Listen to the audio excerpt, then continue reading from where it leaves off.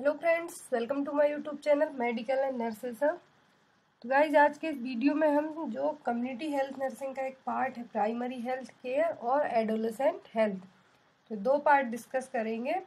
तो इसमें जो भी क्वेश्चन है वो बहुत ही अच्छे और इम्पोर्टेंट क्वेश्चन है, क्योंकि जो पंजाब CHO के सिलेबस में उन्होंने कहा है कि एडोलेसेंट हेल्थ से आपको 5 नंबर का पेपर क्वेश्चन आ सकता है, और यही सेम चीज़ MPCHO के पेपर के लिए भी उन्होंने अप्लाई की हुई है। तो जो बहुत सारी चीज़ें हैं जो कॉमन है सभी जगह के CHO और एम्स के पेपर में, स्पेशली CHO के पेपर में। तो यहाँ पर जो भी एडोलेसेंट हेल्थ है एक पार्ट है, कम्युनिटी हेल्थ नर्सिंग का भी कह सकते हैं, पीडियाट्रिक का भी कह सकते हैं। तो एडोलेसेंट हेल्थ में वो पार्ट आ जाएगा कि एडोलेसेंट है क्या, इनका एज ग्रुप क्या रहता है, इनको कौन कौन सी मेनली प्रॉब्लम्स होती हैं या फिर इनको क्या चीज़ें फेस करनी पड़ती हैं इस एज में। ये सभी चीज़ें हैं जो एडोलेसेंट हेल्थ में आ जाएंगी। नेक्स्ट है प्राइमरी हेल्थ केयर। तो इसमें यही चीज़ें आएंगी कि प्राइमरी हेल्थ केयर है क्या, और ये कब पास हुआ था, एक्ट जो WHO के थ्रू पास किया गया था, इसको कब पास किया गया था, और इसके प्रिंसिपल क्या है, एलिमेंट्स क्या है, कंपोनेंट क्या है, ये सभी चीज़ें आ जाएंगी। और जो भी कम्युनिटी के और वीडियो आप लोग देखना चाहें तो इस चैनल पे आपको बहुत सारे वीडियो मिल जाएंगे, कम्युनिटी हेल्थ नर्सिंग के, पीडियाट्रिक के, सभी डिसीज़ पोर्शन में भी मिल जाएंगे आपको, डिफरेंट डिफरेंट बॉडी के जो सिस्टम है उसके अकॉर्डिंग, तो आप लोग उनको भी देख सकते हैं। तो चलिए, आज का वीडियो स्टार्ट करने से पहले जिन भी लोगों ने इस चैनल को सब्सक्राइब नहीं किया देन प्लीज़ सब्सक्राइब कीजिए, शेयर कीजिए सभी दोस्तों के साथ। कमेंट बॉक्स में अपने कमेंट्स लिखिए कि और किस टाइप के वीडियोज़ आपको चाहिए हैं। चलिए देखते हैं question number first. Primary health care came into practice. जो प्राइमरी हेल्थ केयर है प्रैक्टिस में कब आया था, तो ये आया था 1978 में, 1978 में। Next is all of the following are the method used for data collection during health survey except. तो जो डेटा कलेक्शन के लिए हेल्थ सर्वे मेथड यूज होती है वो सभी है, बट किसी एक को छोड़कर।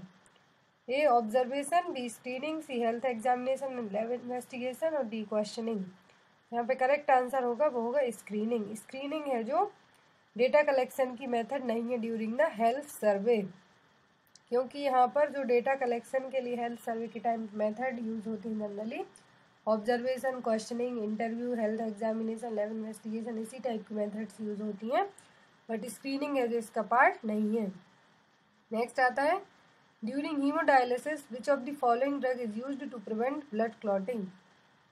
हीमोडायलिसिस की प्रोसेस के टाइम पर कौन सी मेडिसिन यूज की जाती है कि ब्लड क्लॉटिंग ना हो, तो वो है heparin.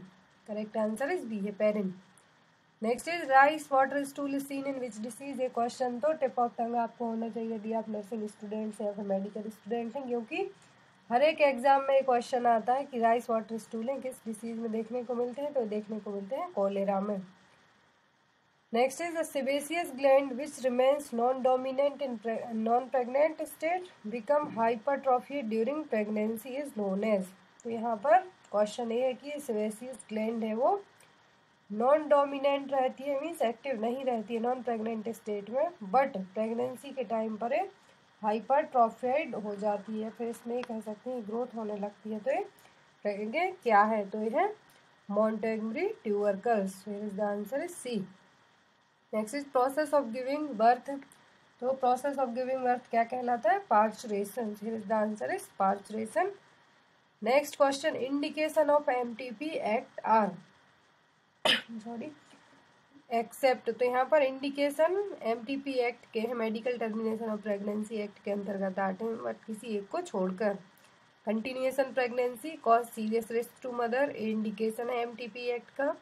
Where there is risk of occurrence of physical and mental abnormality in the child, ये भी इंडिकेशन है। When the pregnancy is caused by the rape, so correct answer is D, none of these. इनमें से कोई सा भी ऐसा नहीं है जो MTP एक्ट के इंडिकेशन में नहीं आता है, क्योंकि ये सभी चीज़ें हैं जो medical termination of pregnancy act के अंतर्गत आती हैं। तो यहाँ पर थोड़ा सा डिटेल भी दिया हुआ है कि MTP एक्ट है क्या और इसमें कितने वीक्स तक की प्रेगनेंसी को टर्मिनेट किया जा सकता है। तो MTP act allow for the termination of pregnancy up to 20 weeks of pregnancy. MTP act के अंतर्गत 20 वीक तक की प्रेगनेंसी को टर्मिनेट किया जा सकता है। और ये किस केस में टर्मिनेट किया जा सकता है, immediately necessary to save the life of a woman, जो वुमेन प्रेग्नेंट है उसको बचाने के लिए। और इसमें बहुत सारी चीज़ें हैं जो एमटीपी एक्ट के अंतर्गत आती हैं कि इसमें अबॉर्शन लीगल माना जाता है, बट यदि मदर को किसी भी टाइप की सीरियस प्रॉब्लम हो या फिर रेप केस हो, रेप के कारण आपको प्रेगनेंसी कंसीव हुई हो, तो इस टाइम पे है जो एमटीपी एक्ट के थ्रू आपका 20 वीक तक का अबॉर्शन करवाया जा सकता है। एक क्वेश्चन और इसमें आ सकता है एग्जाम में कि एमटीपी एक्ट है जो पास कब हुआ था, तो पास हुआ था 1971 में, बट ये एक्ट फोर्स में मीन्स वर्किंग में कब आया था, 1972 में। 1971 में पास हुआ था, बट वर्किंग में फोर्स में कब आया था, 1972 में। यहाँ पर इंडिकेशन दिए हुए हैं एमटीपी एक्ट के, medical termination of pregnancy act के अंतर्गत किस कंडीशन में अबॉर्शन करवाया जा सकता है, यदि प्रेगनेंसी 20 वीक्स तक की हो। Continuation of pregnancy constitute risk to life और grave injury to the physical और mental health of women. Substantial risk of physical और mental abnormality in the foetus, यदि मदर को किसी भी टाइप की फिजिकल इंजरी हुई है, रिस्क हो मदर की जान के लिए, लाइफ के लिए, तो उस टाइम पे एमटीपी एक्ट के थ्रू अवॉइड करवाया जा सकता है। यदि फीटस को किसी भी टाइप की सीरियसली प्रॉब्लम हो, मेंटल एबनॉर्मलिटीज हो, तो उस टाइम पे करवाया जा सकता है। यदि प्रेगनेंसी रेप के थ्रू हुई हो तब भी करवाया जा सकता है। और contraceptive failure in married couple, presumed grave injury to mental health, ये सभी कंडीशन है जिनके अंतर्गत एमटीपी एक्ट के थ्रू अबॉर्शन करवाया जा सकता है। नेक्स्ट क्वेश्चन आता है physical changes occur during puberty includes, तो प्यूबर्टी में कौन कौन से फिजिकल चेंजेस देखने को मिलते हैं। Breast development, growth of pubic and axillary hair, menstruation, तो यहाँ पे करेक्ट आंसर क्या आएगा, डी, ऑल ऑफ दीज। ये सभी चीजें हैं जो प्यूबर्टी के टाइम पर जो फिजिकल चेंजेस होते हैं बॉडी में वो देखने को मिलते हैं। नेक्स्ट है व्हाट इज द प्यूबर्टी, ये क्वेश्चन अच्छा क्वेश्चन है, कई बार एग्जाम में आया। इसमें मेनली एज पूछी जाती है कि क्या एज है प्यूबर्टी के लिए। Puberty is the process of physical changes through which a child's body matures into an adult body capable of sexual reproduction. ये वर्ड आप याद रखिए कि चाइल्ड की बॉडी मैच्योर होती है एडल्ट बॉडी में और वो सेक्सुअल रिप्रोडक्शन के लिए कैपेबल होती है। It's initiated by hormonal signals from the brain to the gonads, the ovaries in a girl, the testes in a boy। तो हार्मोनल चेंजेस भी देखने को मिलते हैं जो ब्रेन के थ्रू। गोनेट्स कौन कौन से हैं, ओवरीज गर्ल्स में और टेस्टिस बॉयज में।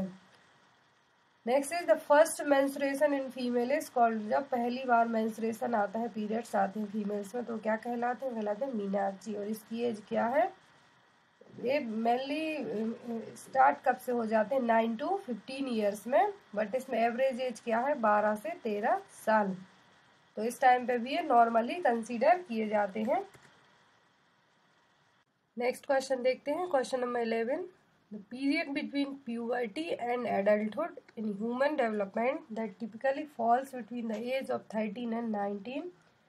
तो कौन सा पीरियड है जो प्यूबर्टी के बाद मीन्स प्यूबर्टी और एडल्टहुड के बीच में रहता है, वो एज क्या है, 13 से 19 साल, 13 to 19 ईयर्स।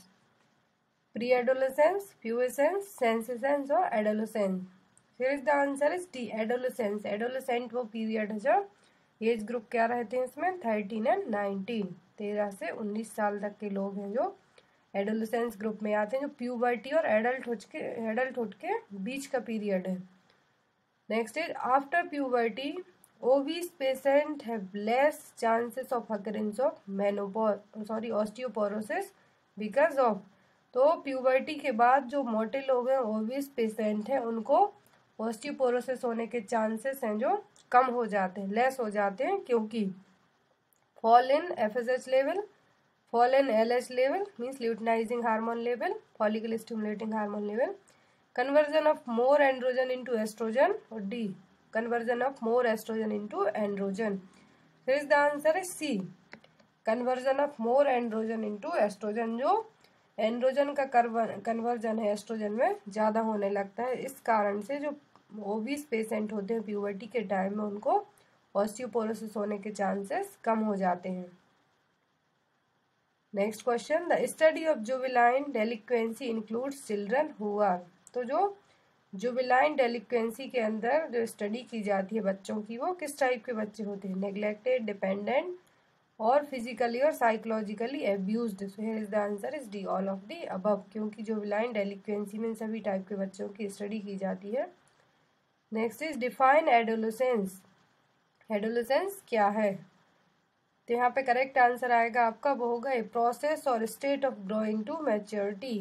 प्रोसेस है, स्टेट है जिसपे मैच्योरिटी की तरफ जो बच्चे हैं ग्रो करते हैं। तो यहाँ पे आंसर आएगा ए प्रोसेस और state of growing to maturity. Next is who mature faster. कौन है जो पहले मैच्योर होते हैं? बॉयज, गर्ल्स और एनिमल्स। तो गर्ल्स हैं जो बॉयज के कंपेरिजन में फास्टली मैच्योर होती हैं, डेवलप होती हैं। तो यहाँ पे आंसर होगा B, girls. Next is peer pressure is. Peer pressure क्या है? ये मेनली इसको ये भी कह सकते हैं फ्रेंड सर्किल टाइप में जो भी प्रेशर रहता है बच्चों में, उसी टाइप का प्रेशर एडोलेसेंस एज ग्रुप में मेनली देखने को मिलता है। तो यहाँ पे आंसर आएगा B, means conforming to your friends. Here is the answer is B. Next is emotional fluctuation in adolescence are caused by. तो जो एडोलेसेंट स्टेज होती है उस टाइम पे मेनली एडोलेसेंस में जो पीरियड होता है 13 टू 19 ईयर्स एज ग्रुप के बच्चों का, तो उसमें जो इमोशनल फ्लक्चुएशन होता है वो किसके कारण होता है? इन्वायरमेंटल फैक्टर्स के कारण, हार्मोनल इम्बैलेंस के कारण, या फिर lead to a need for professional counselling, professional counselling की जरूरत पड़ेगी, या फिर hormonal change and brain in development. तो यहाँ पे करेक्ट आंसर होगा वो होगा D, hormonal change and brain in development. Adolescent time पे जो ब्रेन है वो भी डेवलप होता है, हार्मोनल चेंजेस भी होते हैं, जिसके कारण जो एडोलेसेंट एज ग्रुप के लोग होते हैं उनका जो इमोशनल बैलेंस होता है बहुत ही जल्दी फ्लक्चुएट होता है, बहुत जल्दी सैड हो जाते हैं, हैप्पी हो जाते हैं। नेक्स्ट आता है pelvic inflammatory disease is more common in following females. तो पीआईडी किस टाइप के वुमेन्स में मोर कॉमन है? menstruating adolescent girls, having many sexual partners, previous history of PID, और D, all of the above। Here is the answer is D, all of the above, क्योंकि pelvic inflammatory disease है जो इन सभी में common देखने को मिलती है। नेक्स्ट आता है Koplik spots are seen in. Koplik spots हैं जो रूबियोला में देखने को मिलते हैं, रूबियोला को मीजल्स नाम से भी जाना जाता है। Next is in following which not a principle of primary health care. इनमें से क्या है जो प्राइमरी हेल्थ केयर का प्रिंसिपल नहीं है? तो मेनली प्राइमरी हेल्थ केयर के 4 प्रिंसिपल होते हैं, बट एनवायरमेंटल हाइजीन है जो प्राइमरी हेल्थ केयर का प्रिंसिपल नहीं है। यहाँ पे करेक्ट आंसर होगा बी। ये देखिए प्राइमरी हेल्थ केयर के 4 प्रिंसिपल हैं, equitable distribution, community participation, intersectoral coordination और एप्रोप्रिएट टेक्नोलॉजी।